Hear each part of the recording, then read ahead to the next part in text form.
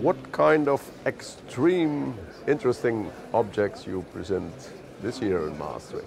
So we're rare maps and atlas dealers, and we also deal in scientific instruments. And so we have on the front of the stand a wonderful selection of one of each.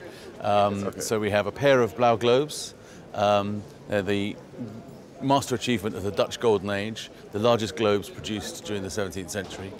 And they are always very popular here because, of course, for the local audience, Blaeu is one of the greater figures in the history of Dutch art, and certainly in the history of cartography.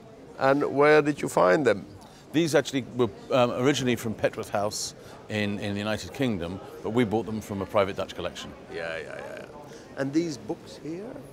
So this is a unique 20-volume composite atlas.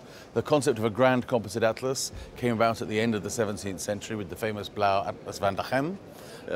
And this is a slightly later version from about 1740, and it was made by a cleric in Brussels by the name of Johannes Lemaier, and it incorporates 2,500 map sheets. We were very fortunate that we acquired also the auction catalogue from when it was sold in 1753, where it was bought by the Comte de Cobenzl, who was the Minister Plenipotentiary for Marie-Thérèse in the southern Netherlands. And he held it until 1771 when he died, when it was auctioned again. The record for that one we can also find in the Bibliothèque Nationale. So we have a wonderful continuous provenance for the book. It's a collection of what were considered to be the very best maps available on the market.